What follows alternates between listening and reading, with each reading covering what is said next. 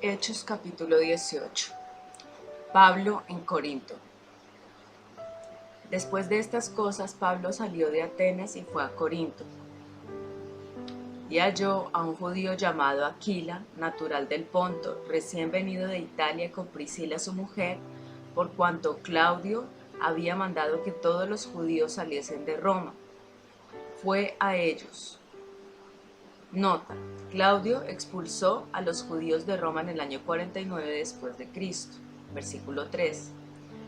Y como eran del mismo oficio, se quedó con ellos y trabajaban juntos, pues el oficio de ellos era hacer tiendas. Nota: Pablo, el brillante y dotado apóstol de Cristo, no le temía el trabajo manual. Su ocupación era hacer tiendas o quizás labrar el cuero. En el antiguo judaísmo era impropio que un rabí recibiese dinero por sus enseñanzas. Versículo 4. Y discutía en la sinagoga todos los días de reposo, y persuadía a judíos y a griegos. Nota: los griegos de la sinagoga eran prosélitos convertidos al judaísmo. Versículo 5. Y cuando Silas y Timoteo vinieron de Macedonia, Pablo estaba entregado por entero a la predicación de la palabra, testificando a los judíos que Jesús era el Cristo.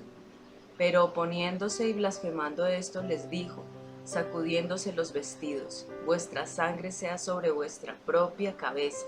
Yo limpio, desde ahora me iré a los gentiles. Nota: véase la nota 1351. Desde ahora me iré a los gentiles puede que se refiera únicamente a Corinto, pues más tarde Pablo regresa a la sinagoga en otras ciudades. Véase 18:19, 19:8. Versículo 7. Y saliendo de allí se fue a la casa de uno llamado Justo, temeroso de Dios, la cual estaba junto a la sinagoga. Y Crispo, el principal de la sinagoga, creyó en el Señor con toda su casa, y muchos de los corintios, oyendo, creían y eran bautizados. Entonces el Señor dijo a Pablo en visión de noche: no temas, sino habla y no calles, porque yo estoy contigo, y ninguno pondrá sobre ti la mano para hacerte mal, porque yo tengo mucho pueblo en esta ciudad. Y se detuvo allí 1 año y 6 meses enseñándoles la palabra de Dios. Pero siendo Galión procónsul de Acaya, los judíos se levantaron de común acuerdo contra Pablo y le llevaron al tribunal. Nota: Galión era hermano del famoso pensador romano Séneca. Se convirtió en gobernador de Acaya en el año 52 después de Cristo. Versículo 13. Diciendo: este persuade a los hombres a honrar a Dios contra la ley. Y al comenzar Pablo a hablar, Galión dijo a los judíos: si fuera algún agravio, algún crimen enorme, o judíos conforme a derecho, yo os toleraría. Pero si son cuestiones de palabras y de nombres y de vuestra ley, vedlo vosotros, porque yo no quiero ser juez de estas cosas. Y los echó del tribunal. Entonces todos los griegos, apoderándose de Sóstenes, principal de la sinagoga, le golpeaban delante del tribunal, pero a Galión nada se le daba de ello. Mas Pablo, habiéndose detenido aún muchos días allí, después se despidió de los hermanos y navegó a Siria, y con él Priscila y Aquila, habiéndose rapado la cabeza en Cencrea, porque tenía hecho voto.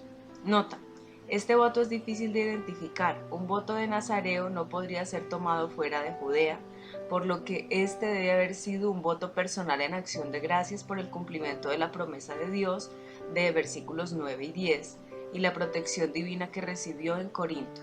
Versículo 19.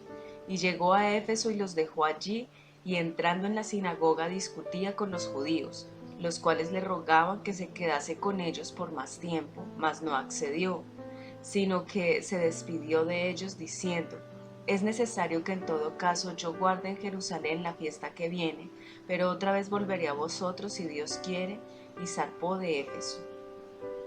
Pablo regresa a Antioquía y comienza su tercer viaje misionero. Versículo 22.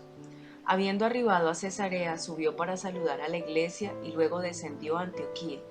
Nota: saludar la iglesia en Jerusalén. Versículo 23.